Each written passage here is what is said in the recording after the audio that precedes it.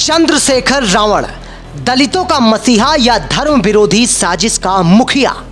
जो चंद्रशेखर को दलितों का नायक कहती थी, आज वही रोहिणी उन्हें रावण कह रही है।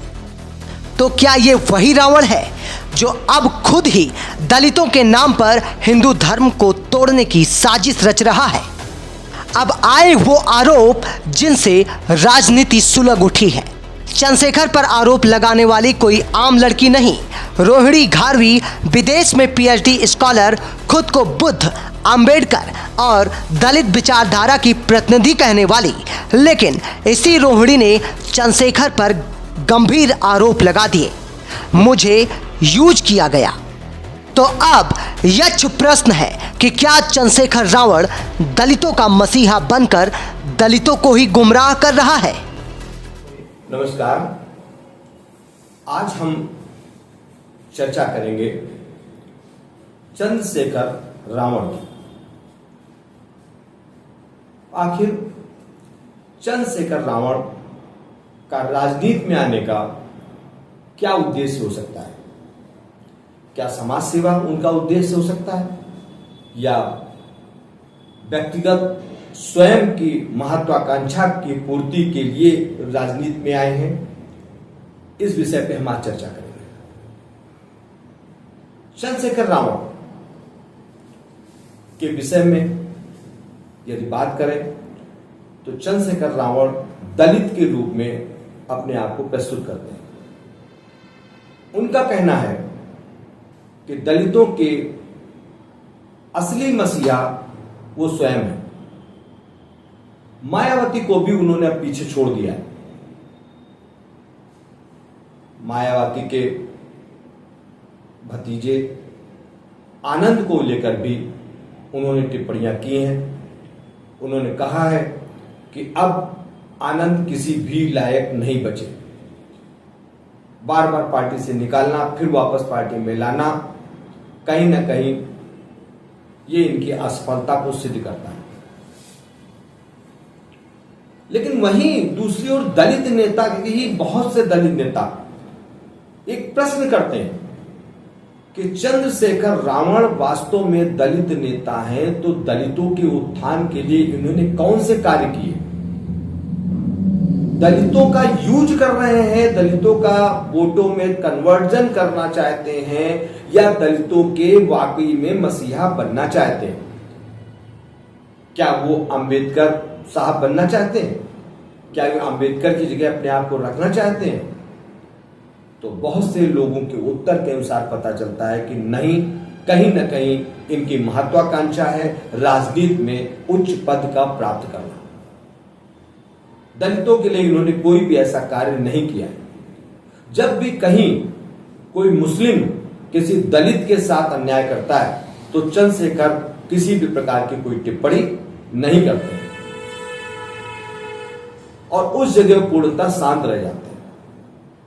वक्फ बोर्ड को लेकर के भी इन्होंने मुस्लिमों से कहा है कि तुम मेरा साथ दो, मैं तुम्हारे लिए ही खड़ा हूं। तो इसका मतलब क्या है?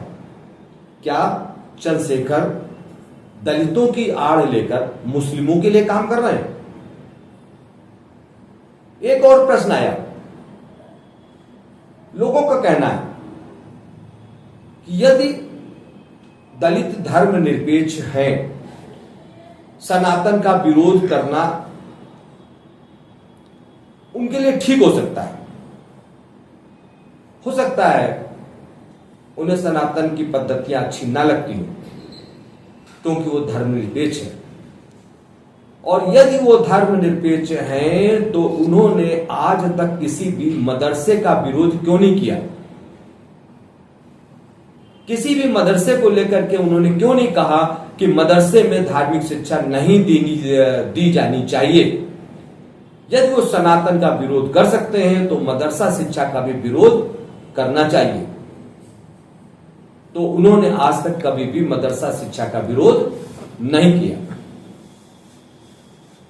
2019 से इनके मित्र रही, जो वर्तमान में धीरे धीरे रिलेशनशिप में कन्वर्ट हुई, रोहिणी घावी नामक महिला ने भी इन पर गंभीर आरोप लगाने शुरू कर दिए। रोहिणी घाबरी के पिता इंदौर में एक सफाई कर्मी है। रोहिणी घाबरी ने यूएन के एक सभा में जय श्री राम के उद्घोष के साथ अपना भाषण शुरू किया था। वही रोहिणी घाबरी चंद्रशेखर के बहुत नजदीक पहुंच गई थी। एक प्रश्न के उत्तर में रोहिणी घाबरी ने कहा, चंद्रशेखर ने मुझे धोखा दिया है। चंद्रशेखर ने मुझे नहीं बताया कि मैं वैवाहिक हूं और मुझसे रिलेशन बनाए। ना जाने उन्होंने कितनी लड़कियों के साथ इस प्रकार के रिलेशन बनाए होंगे। बहुत सारे लोगों ने कहा कि मैंने पैसे के लिए चंद्रशेखर से रिलेशन बनाए। तो इसके जवाब पे रोहिणी घाबरी का कहना था कि यदि मैंने पैसे के लिए संबंध बनाए होते तो मैं इनसे कोई भी कभी कोई गिफ्ट मुझे मिला होता।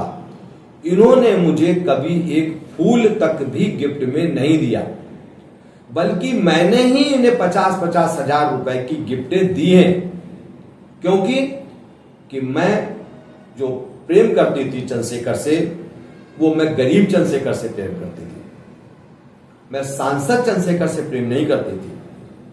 मैं झूठे चंद्रशेखर से प्रेम नहीं करती थी, जिन्होंने अपनी वास्तविकता छिपाई, जिन्होंने वैवाहिक होने के पश्चात भी ये नहीं बताया कि मैं वैवाहिक हूं और मेरे जीवन को खराब किया।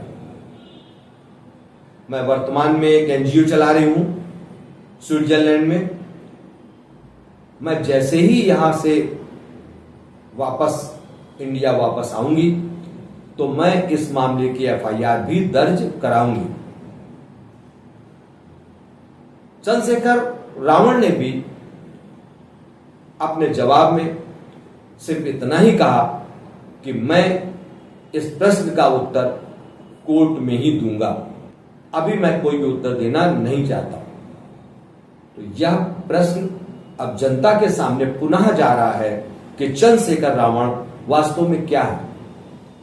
व्यक्तिगत महत्वाकांक्षा के पूर्ति के लिए बने चंद्रशेखर रावण या समाज सेवा के लिए बने रावण, इसका निर्णय जनता ही करेगी। नमस्कार।